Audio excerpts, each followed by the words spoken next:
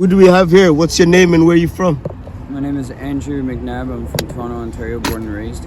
And your name is Andrew? Yep. Andrew McNabb? Yes. Okay, so you're born and raised in Toronto? Yep.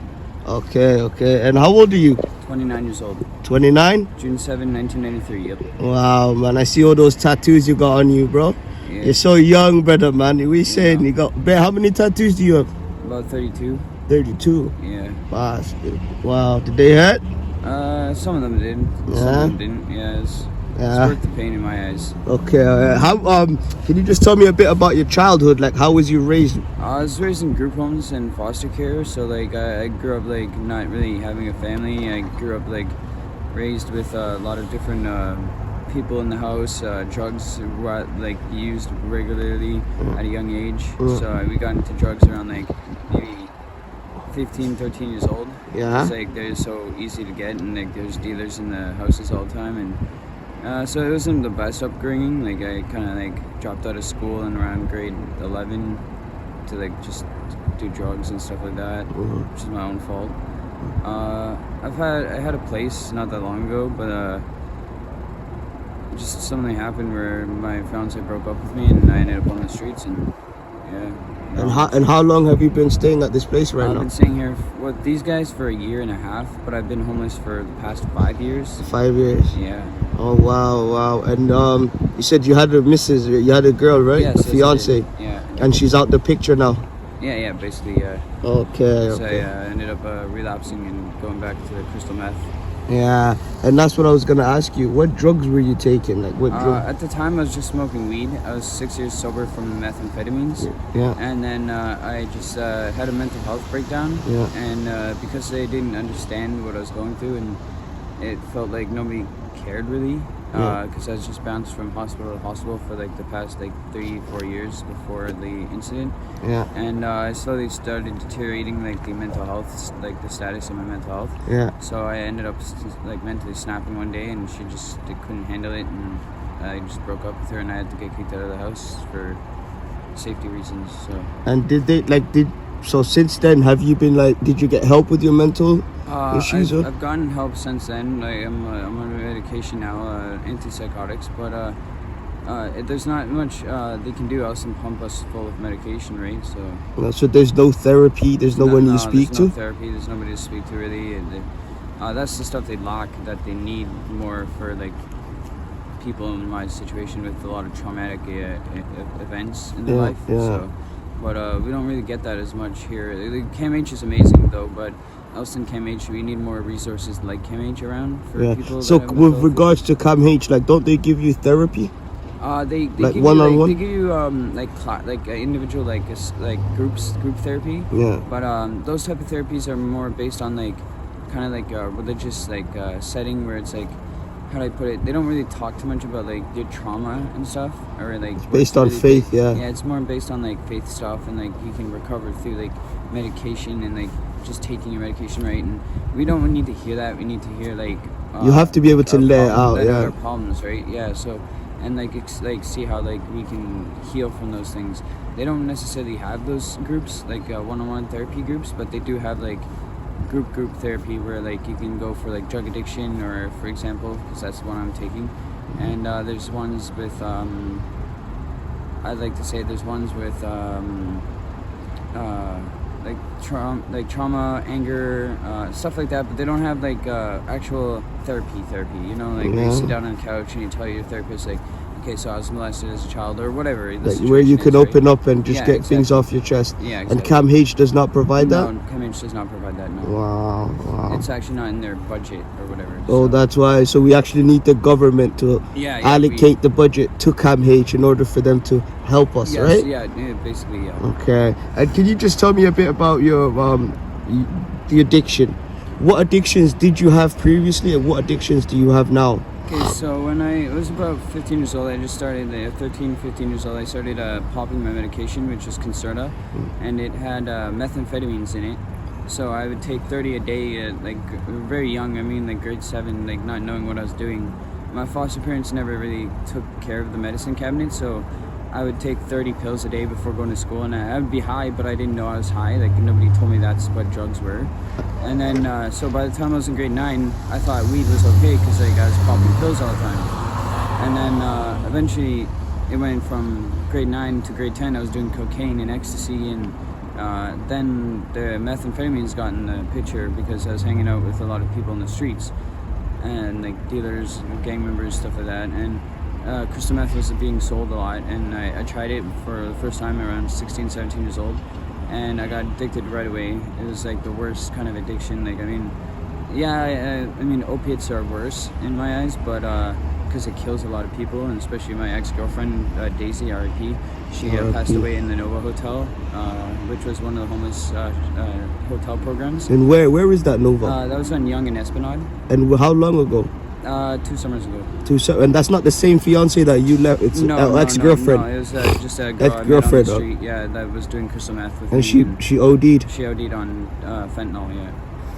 And like with the drugs and that, like say with fentanyl, you've never tried it? I have tried fentanyl a few times, but I quit the using down because after too many people I know died of it, I kind of started feeling like it's not a good substance to be around on the streets. Yeah. Like, I believe like it's actually being used by the Chinese government to wipe out addicted people in America and Canada. Yeah. Because it did come originally from China, so I think maybe they had an idea that what they were doing when they sold it onto the streets to get us addicted and kill us off, you know.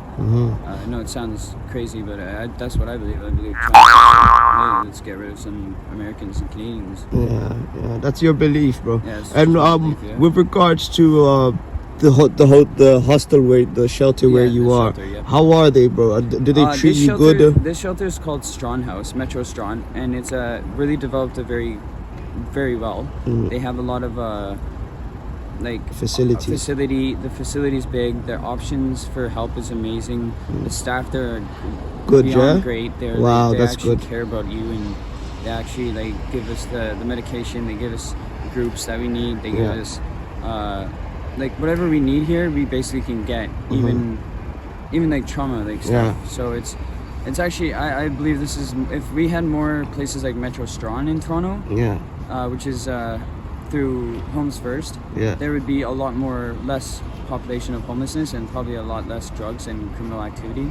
Because when we're here, we kind of feel like a family, and like we're all like as one. Yeah. I just seen you give that guy daps. Yeah. I just seen you give. And is he okay? That the one that the mixed race guy that you just gave the daps to? You know, it's just a friend of mine. Yeah, I've known him for 2 years now, and is he willing to talk? You think he'll be able to talk to me? I think he'd be really willing to talk, but you have to give him time. I'd have to go and ask him. Ask him and stuff. Yeah. And so you said they're really good over there. They look after you guys, right? That's really good. That's good to hear, because I spoke to a few people in there, and they didn't have good things to say about the place. Shit, okay. Yeah, so it's good to hear that you maybe they're not utilizing the program as they should be. Yeah. But this place is a very amazing. Yeah. Like, you get your own bathroom, you get your own TV, you get your own bedroom.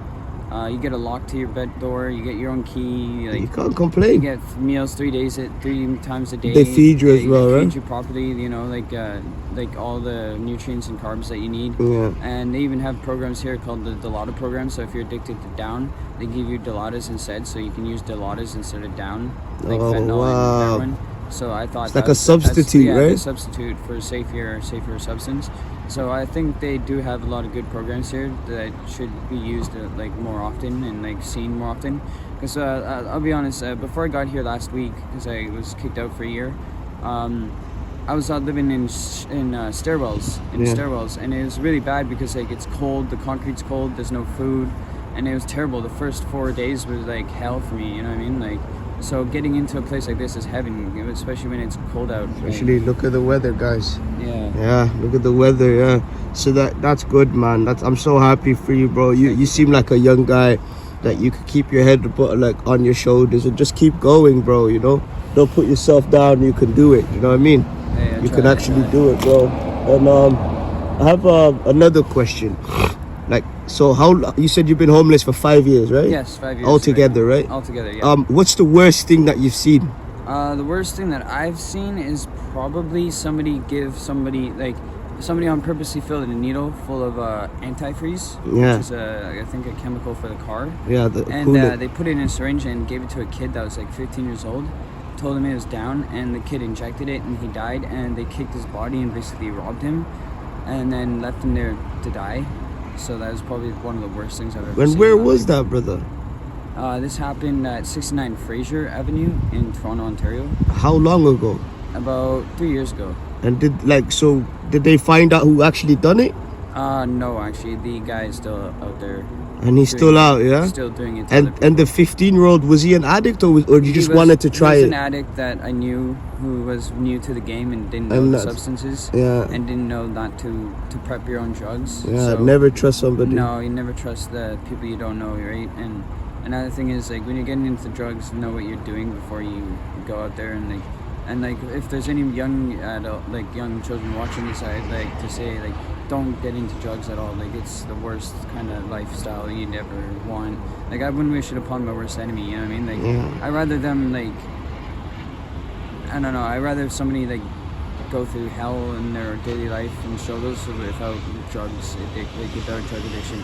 It's the worst feeling on earth, you know? You feel like you hate yourself, you look like shit. Worthless. You feel like your health is deteriorating. You don't want to smile because you got black like holes in your teeth. Yeah. It's just there's so much stuff that. And that's for the younger audience yeah, watching, it's for the right? younger audience, yeah, just to stay off the drugs, you know, like don't Don't get do into it, yeah. no. And wow, so that is the worst thing that you see. And I'm quite shocked. A 15-year-old, that's shocking, man. And they knew what they were doing. They were laughing about it after they gave it to him. So like, after the kid fell, and obviously didn't get back up after No, he injected, he didn't get back died up. right away, Like, yeah. what were you standing there? Yeah, I actually kind of walked away, like acting like I was done my cigarette and I was going inside, but I just left the area because I didn't want to. Obviously, had nothing to do with it. I didn't want to be a witness to like a murder, basically. So, which I was. So. Fuck, bro, that's so sad, man. And the crazy thing about that is no one's been caught yet. No, the guy's still at large, and he still does to other people too. So, if you get your fentanyl off of people you don't know in the Bathurst area, just be very careful. In the That's all I'm Bathurst saying. area, downtown, right? Yeah, downtown. Yeah, and that's Wow. what I'm saying is be very careful who you get your drugs off of, And that is the worst thing. And brother, we're winding down now. So if you had 2 wishes, what would your 2 wishes be? My 2 wishes would be like 1, abolish all homelessness from the world, and 2, eliminate drugs from the earth. You know, because I'll be honest, like if drugs were never introduced into my life, I probably wouldn't be in the situation I am in right now. Yeah. I probably would be healthier. I'd have muscles. I'd be like you. I'd have a car. I'd be renting my own house. Yeah. Which I've had in the past, but like it's a struggle when you're a drug addict. Right? So Yeah. I would love for drugs to be abolished, or like somehow people get over the usage of drugs, or maybe never talk about drugs again. Like, just don't go near drugs. Like, I hate drugs. Like, even though I do them, I hate them. Yeah. And another one is that my other wish would be to stop homelessness, because it's not fair that when you go outside and you're homeless and you see all these houses and you see all these condos and you see only all you know is shelter life, it hurts, you know. Like, you see all these rich people happy and like buying all the stuff they want and need, and then they buy stuff they don't even need or want and they throw it out, and you're like, what the hell, I could have used that. Yeah. You know, something I would cherish, somebody that's rich would throw it out and not even give a fuck about.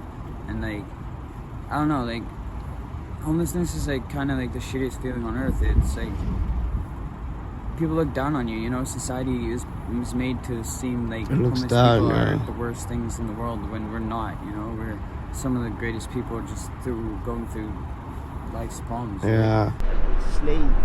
Yeah, that's the one thing I will say is better about being homeless, is like, I know I'm free, you know. I know I don't have worries that everyday people have, and I don't think it is kind of, you're right, I'm glad I don't have school debts where I'm paying it off for the next 25 years of my life. And no, I know, yeah. What was your name again? Andrew, Andrew, right? yeah. Yeah, bro. Is there anything else you want to say, bro? if anybody's watching, it doesn't help to donate if you ever have extra clothes or extra money lying around, or if you just see somebody begging for food on the street, don't like give them a dirty look or anything, or don't walk away without like trying to at least help a little bit. Like I don't have much, but every time I see a homeless person, I give them stuff that I have, because, dude, it's a little bit of some, like if you give a homeless person, like even a penny, it's like giving them like a hug, it's like something they need, so yeah, we do drugs and it might go towards drugs, but donate food then, or donate, like, there's many things you can donate instead of just having to give the person money. You can even give the person a cigarette, and that'll brighten their day enough to get them through their shitty existence. Well, hopefully they don't see it as that, but just basically don't look down when you see somebody like that. yeah, like, don't judge. Just imagine what it'd be like in our shoes. Just.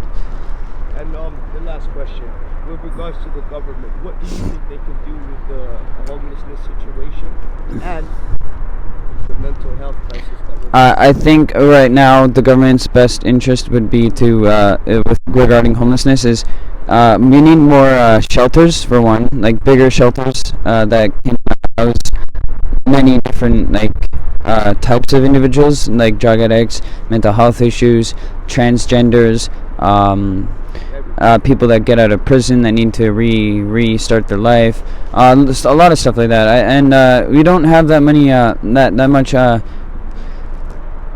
we don't get that much support, and I think if we had more places like Metro Strand, which is in Toronto, Ontario, through Homes First, we would be in a better place if we had more stuff like that. And one thing I'd like to say is downtown at the referral center, they now have a capacity limit, and I think that's bullshit, because if somebody's late there and they can't get a bed or can't get into the place, they can't get a referral all night, and they have to stay out in this crap, or they have to risk breaking and entering charge for going into a stairwell and sleeping there in the nighttime to, just stay safe and not die. So I think we need another referral center in Toronto, especially one in Scarborough, because there's none in Scarborough. And what about the people in Scarborough that become homeless? Yeah, there's only one referral center in Toronto, all of Toronto, and it's downtown at Peter Street, 129 Peter Street. And so if you need help, that's the only place. That's the only place you can go. Yep. And then they will refer you to other. And they're the only ones that can get you into a shelter. Yep. You cannot walk into a shelter and ask for a bed. There's only one of those. And there's only one of those places. Yep. That live in the west end of Toronto. Yeah. They have to go basically all the way downtown to get a referral, just to get a place. And if the capacity is over 10 people, they will not get a referral that night. They will have to stay outside in this freezing cold, and they risk death. So what's the referral? You said 10 people?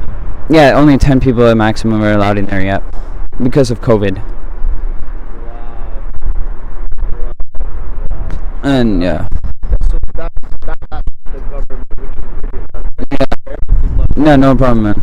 Yeah, man.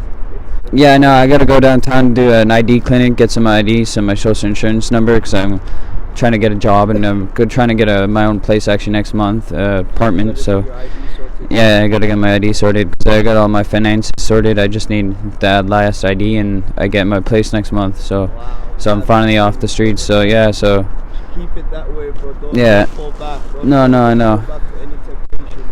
Yeah, I know. Right now, I'll be honest, this morning I kind of took a poke, like a bowl. I finished my bowl of meth, because like without meth in the morning, I feel like drained of energy. I feel depressed. I feel like I just can't get up in the morning and do things without taking a toke, which sounds like really lame and sounds like a lie, and it sounds like a excuse just to do it again. But it starts going through withdrawal. I don't want to go through withdrawal. So this morning I took a little weed and a little meth, and yeah, that's it. I'm just now ready to go downtown and do my ID clinic. Thank you, man. Yeah, no, thank you. Can you just say one thing? Can you just say the unwanted for me, please? What do you mean? The unwanted. The unwanted. Thank you, bro. Yeah? Yeah, man.